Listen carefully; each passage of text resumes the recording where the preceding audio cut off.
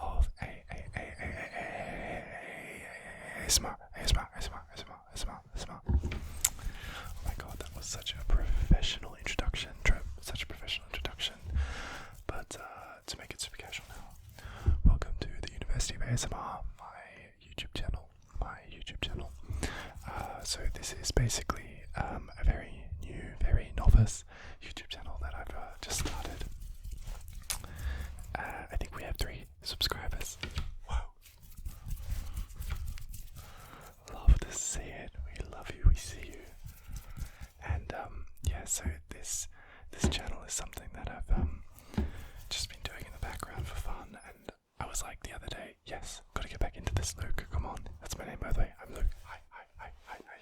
Nice to meet you. Nice to meet you. Nice to meet you. Nice.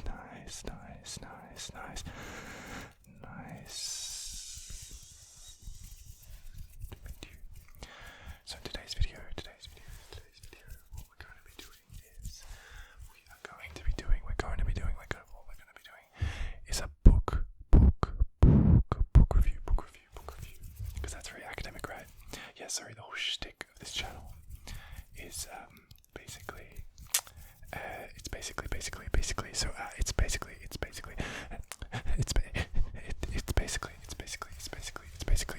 a kind of academic themed aesthetic dark academia vibe, but in an ASMR channel. Because I love uni and I love books and I don't know, it's so nerdy, but I love that whole aesthetic. You can probably notice from my grandfather clock bookcase that I built myself. I built this myself. Well, adapted myself. That I'm into that kind of style, and I thought it would be fun to have a YouTube channel in that style. So, with that being said, let's have a sip of our coffee. The fuel of academia, if ever there was one. How loud is that? It's also loud. I love the sound of stirring.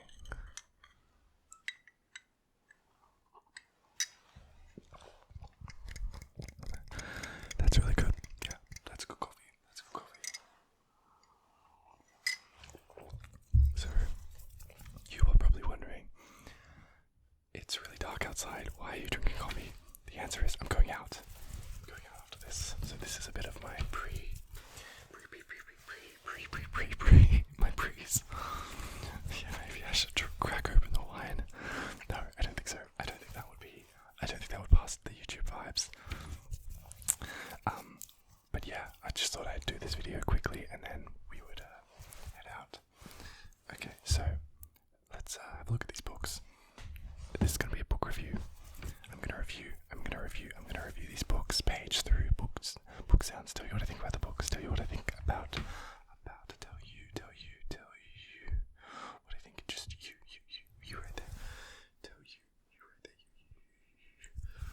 what I think, close your eyes, what I think about the books, here's the list. There are a lot of books, and to keep it on theme, these are all in the genre of fiction, which is, I guess you could class as literary studies, which I have never ever done. That is not my background, but it makes for great ASMR because the reason is because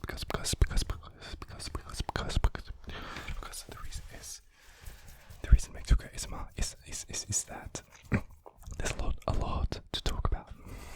That's my attempt at anticipatory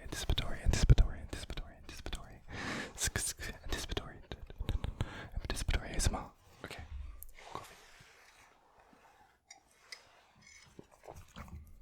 coffee is now the fuel of ASMR as well. Okay, hair back. First book.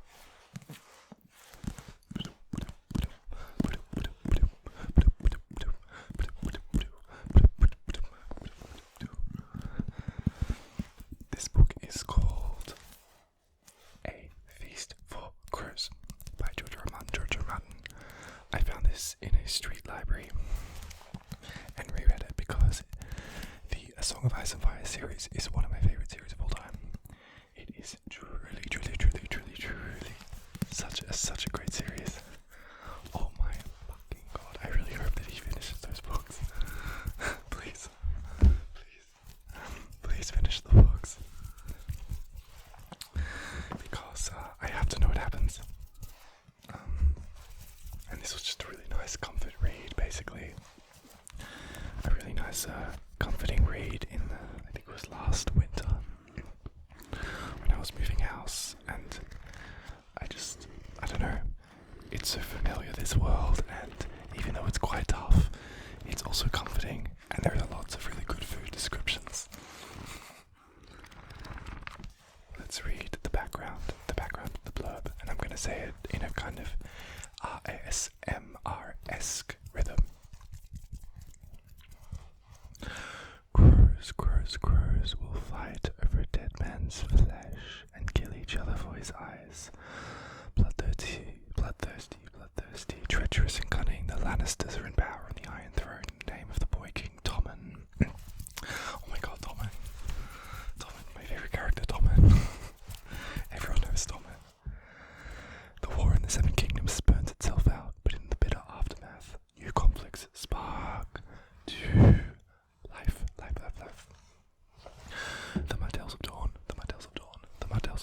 the Flop House, in other words, and the Starks of Winterfell seek vengeance for their dead. Euron's Crow's Eye, who is way more fun in the books than the shitty show. As black a pirate as ever raised a sail, returns from mysterious smoking ruins of Valyria to claim the Iron Isles from the icy north, where others threaten the wall. Apprentice Master Samuel Tarly brings in mysterious babe in arms to the citadel. And we know that baby is Mance Raydar's son. Spoilers. Okay. And against a backdrop of incest and fratricide, alchemy and murder, victory will go to the men and women possessed of the coldest steel and the coldest hearts. Well, thank you for that one, George. The next book I found today. This is a book that I found today. Look. Virginia Woolf, Orlando.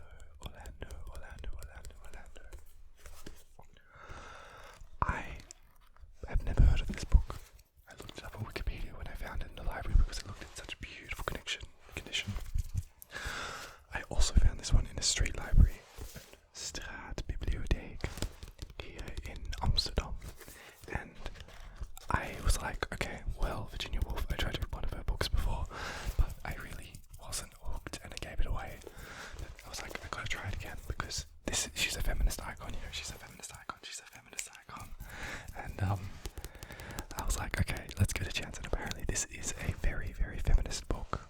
So let's read the blurb really quickly. I'm gonna read the blurb really quickly. Okay, I'm gonna read the blurb really quickly. Okay.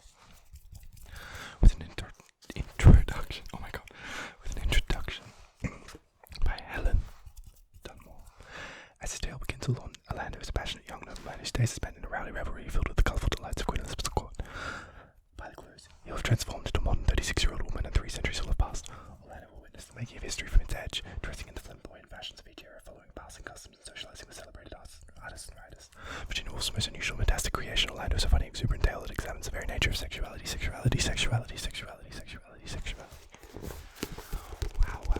Wow, that sounds really interesting. That actually sounds really interesting. Yeah. I am very keen. Has this just become like a fast and aggressive video somehow? I'm really not sure. I swear to God, this coffee wasn't that strong, but I'm feeling good. Okay. I'm on a roll. Well, with that one done, let's have a look at our next one in our little library after a sip of coffee.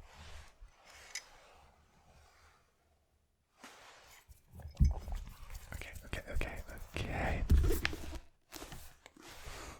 Oh.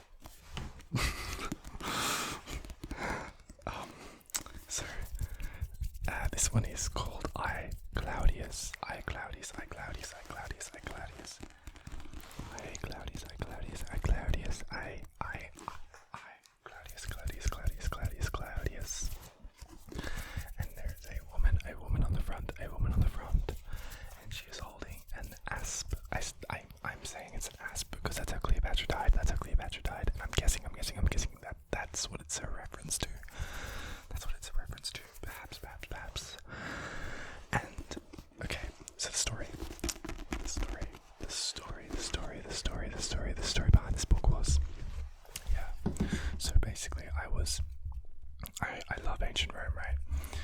And I was like, how on earth do I read a book about ancient Rome that's actually good? Because every movie and every video game and every piece of media about ancient Rome is kind of cheesy, and we love that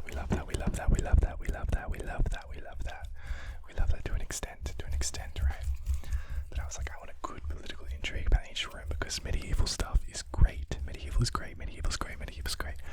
But something about the ancient Roman, Italian, Mediterranean, Tuscan sun, there is a vibe there, and I kind of wanted to capture that in a book, especially in winter when it's cold. And I was like, yeah, give me some political intrigue from ancient Rome.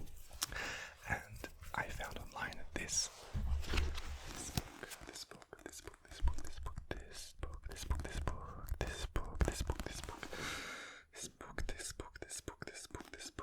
book is apparently really, really good for that. And if we have a little look at the blurbian, we will see why. So it's racy. It's racy if you couldn't tell. And inventive and often comic. Do you say often or often comic? This one I'm going to read really slowly because the speed of this video has got a bit fast and we need to slow back. We need to slow down.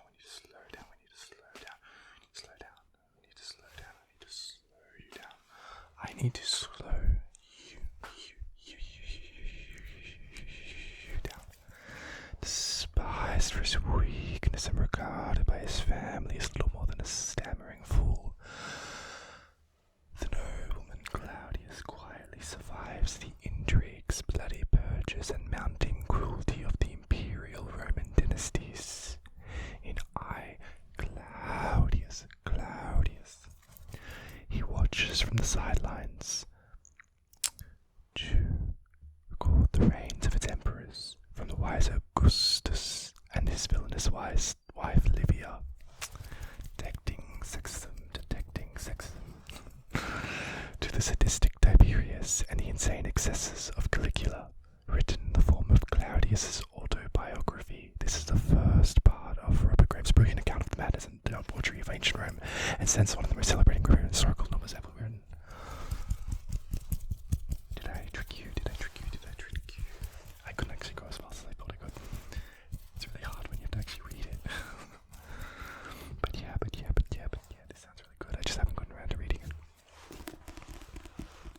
You know, I feel like right now, B-Tech ASMR. Just the way that my whisper sounds reminds me of him a bit, which is cool because I really like his ASMR. It's very, very cool. Wow, that actually sounds like really good. Imagine the rain outside your window. Imagine the rain outside your window. Imagine the rain outside your window. Imagine the rain outside your window. Well, thank you, Robert.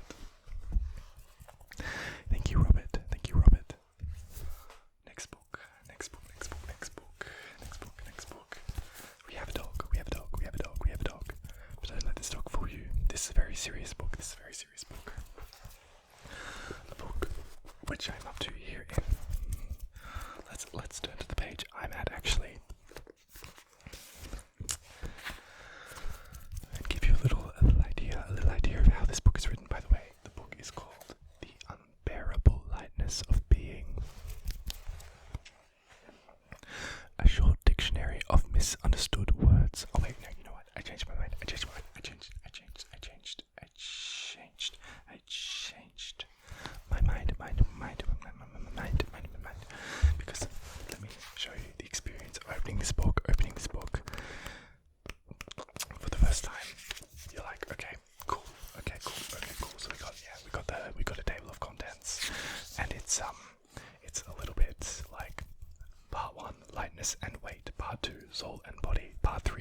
words misunderstood. And you'd be like, okay, alright, okay, yeah. And then part 1 happens, and part 1 is lightness and weight. Unbearable lightness of being, okay, I think we're getting somewhere. And you're like, okay, let me settle in for my novel. I don't want no philosophy, I don't want no homework. And then he's like, the idea of eternal return is a mysterious one, and Nietzsche has often perplexed other philosophers with it, to think that everything recurs as we once experienced it, and that the recurrence itself recurs ad infinitum. What does this mad myth signify? Putting it negatively, the myth of eternal return states that a life which disappears once and for all, which does not return, is like a shadow without weight, dead in advance, and whether it was horrible, beautiful, or sublime, its horror, sublimity, and beauty mean nothing.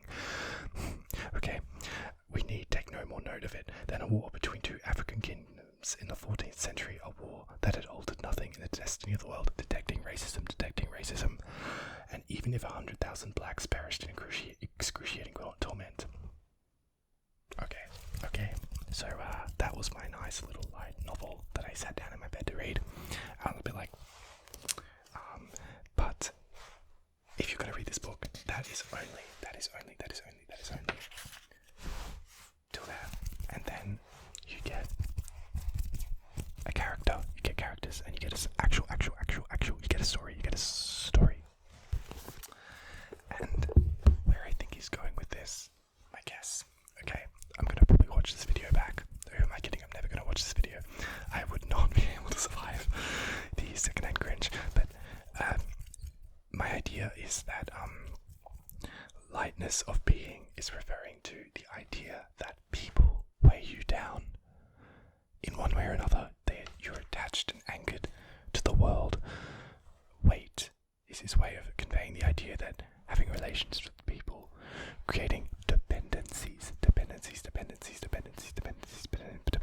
This creates a kind of weight, conceptually. And you could see that weight as a burden, right? You want to be light, you want to be free.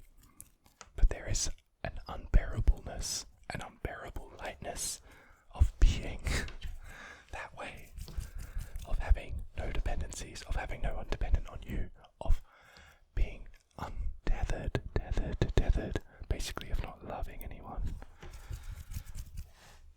So I guess that's where he's going. With that.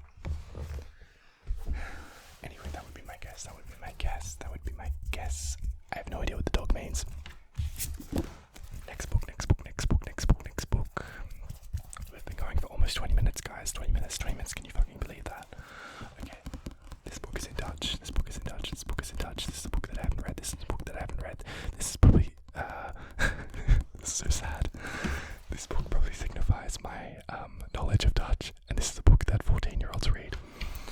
But this is the next book that I will read in Dutch, and I am going to struggle, but I am going to persevere. Persevere. Let's read some Dutch. It can be relaxing if you can't understand it. Kruistocht. Kruistocht in Spijkerbroek. That was so bad, I'm sorry. But kruistocht means crusade. Kruis means cross. Tocht means like something you have to do or deal, I think. So it makes sense, crusade. Spijkerbroek is jeans, because denim is spijker, broek is pants.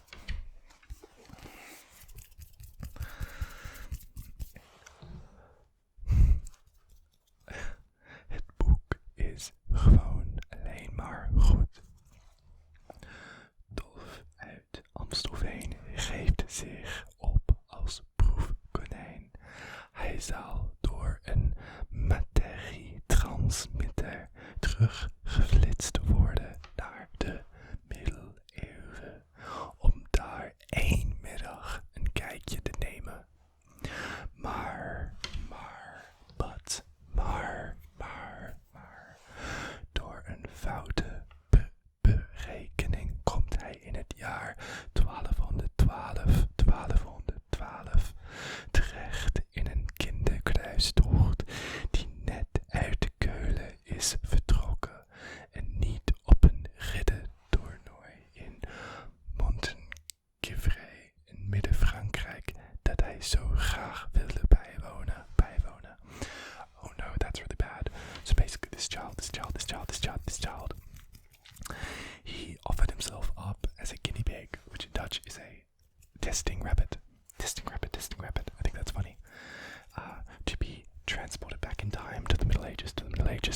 Crusaders, and he's found himself stuck in the year 1200. 1212. Same thing. And he's on a child's crusade. And if you don't know what that is, basically, let me educate you here in the University of ASMR. Basically what that is when these children were sent on crusades, or well, they thought they were being sent on crusades. And it's a really sad low point in human history, actually, because often they were just sold into slavery and everyone ended up in the Middle East, I think. I only know about this through Slaughterhouse 5. Verbijsterd ziet hij duizenden gelovigen en vooral goedgelovige kinderen aan wie wonderen zijn beloofd, zingen aan hem voorbij trekken. Zij zijn van plan met hun blote handen het heilige land van de Saracenen te bevrijden. Om 5 uur diezelfde middag moet Dolf weer op de afgesproken plek staan om teruggeflitst te worden naar de 20e eeuw. Tenminste, als er niets fout gaat. Okay. Basically, he needs to get back to a certain place in order to go back to the modern times. That's the plot. You can imagine the hijinks. The hijinks that are gonna ensue. Next book is not a children's book. It's called The History of My Sexuality in Dutch. De geschiedenis van mijn, the history from my, de geschiedenis van mijn sexualiteit. Sexuality. I did not mean for this video to be so sexy. We've had it all. But, oh my god, there's even a dick on the front. Okay.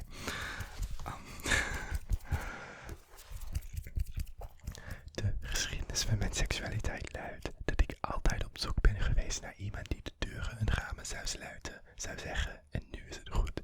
Meer concreet viel ik eerst op mannen en toen op vrouwen. Natuurlijk altijd al op vrouwen, op Muriel, de roodharige bijlesdocenten met de lange benen, op wie niet. Maar ik hield mijn ogen of iets anders erg cruciaals ongeopend. Dat doet ook eigenlijk weinig ter zake. De geschiedenis van mijn seksualiteit is het meest scherpe en onconventionele romandebuut van Toby Lakmaker, ooit tot muze verklaard en later tot lesbische fundamentalist. Lesbian fundamentalism, that's cool. Een essentieel werk, gedurfder geschreven dan Frenkie de Jong voetbalt, over de genie dat Toby Lakmaker is, was of had moeten zijn. Okay, I'm a little bit embarrassed because I was suggesting that this was a fiction book, and I'm a little bit, but they say roman debut, yeah. So it is a fiction book, but it sounds really interesting. Why am I so red? Okay, I lost my coffee.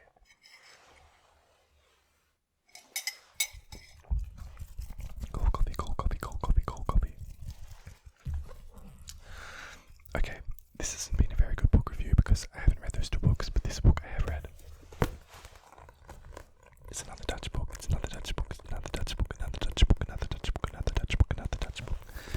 then this Dutch book, and then this Dutch book. What happens basically, let me let it out to you. There's a child, and he has to complete all of these opdrachten, which is the Dutch word for like tasks, in order to become king of his country. Bang. It's really good, and it was really good practice for me. You know what, actually, before I get into this book, the first Dutch comment I get on a video, you're like immortalized as a very special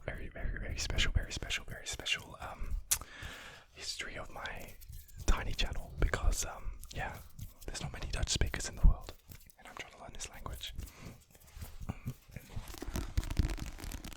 Okay, so this is the Jungle Book.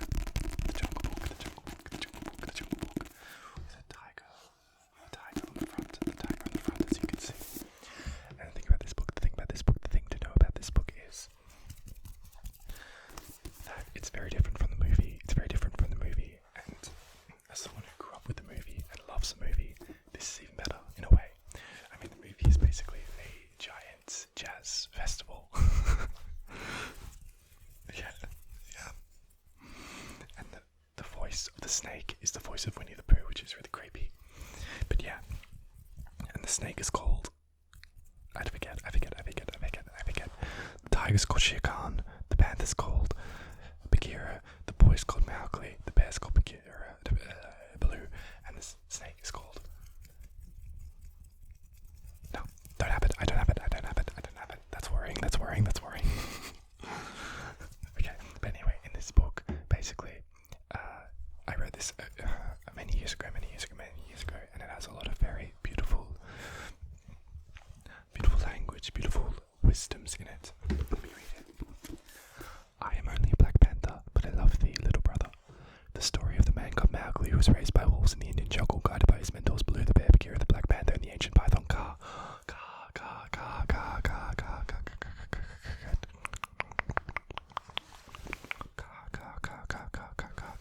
The snake is called Kaa, and who confronts his arch enemy Shere Khan the tiger is one of the greatest literary myths ever created. Mowgli's adventures are juxtaposed with other animal stories set in the British Empire, ranging from the heroic battle of Rikki-Tikki-Tavi.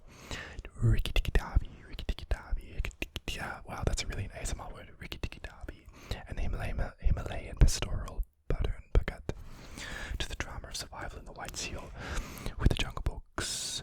Rudyard Kipling drew on the ancient beast fables, Buddhist philosophy, and memories of his Anglo-Indian upbringing to create a rich, symbolic portrait of man and nature, and an eternal classical childhood that has had a lasting impact on our imaginations.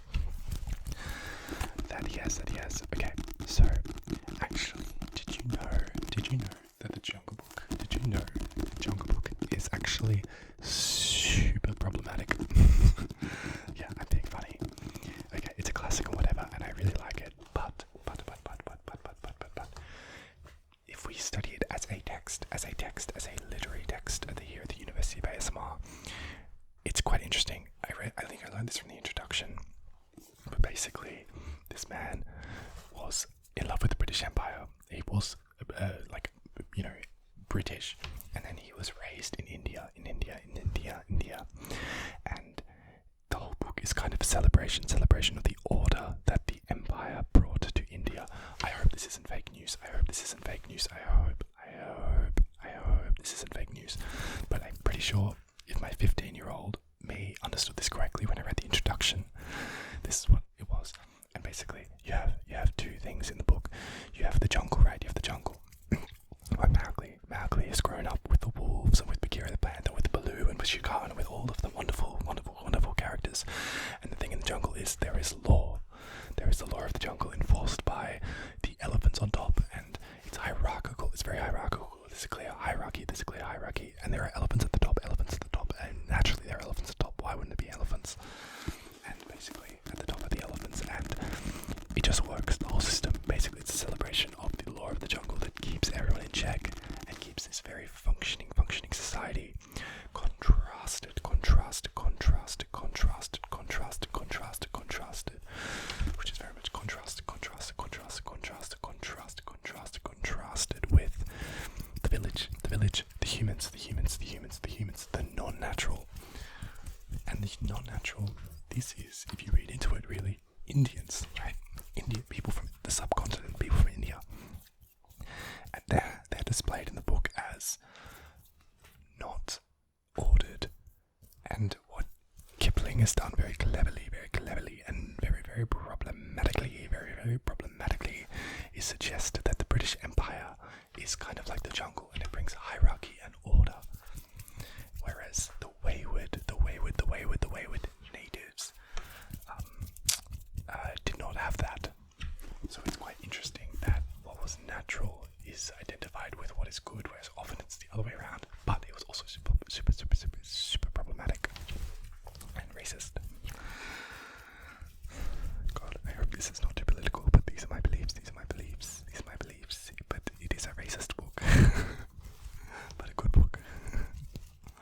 Okay, we have one more book, which is good because it's about half an hour now. With my rosy cheeks in your face. The last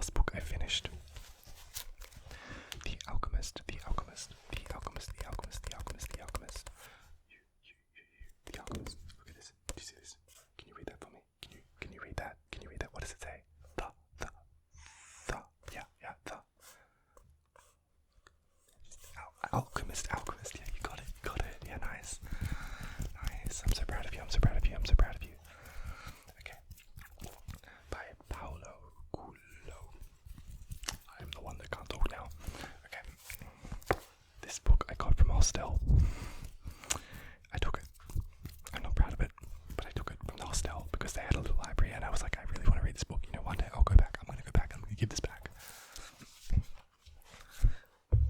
Okay, here's the blurb. The blurb is a little piece of paper.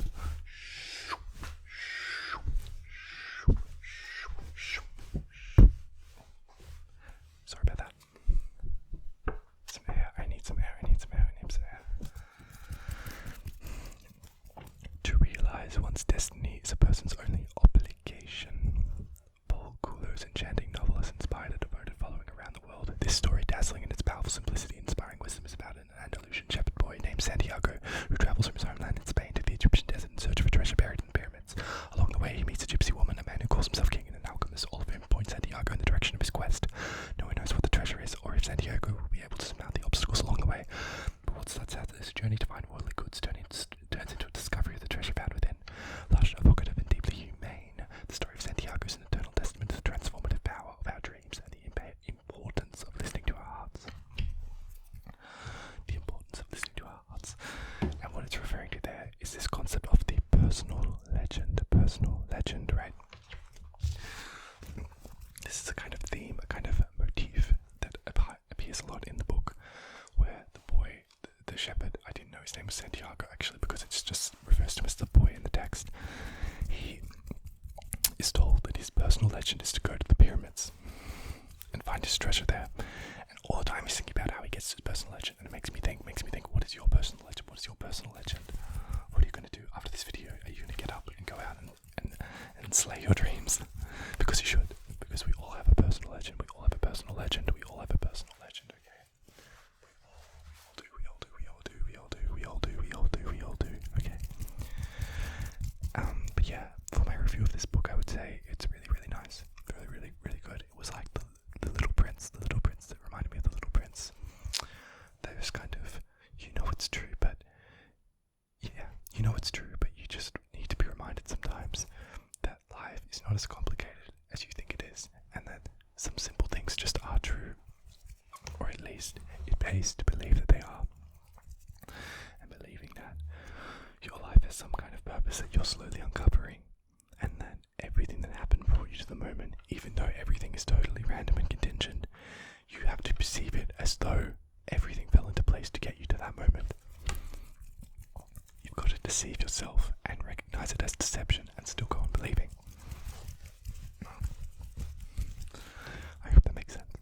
Lecture. Okay, so thank you for tuning into this fast and aggressive ASMR. I think this is my calling. I think that I'm quite good at this fast and aggressive stuff, much better than the slow stuff. Next time I'll try and do more hand sounds, and I'll try to have more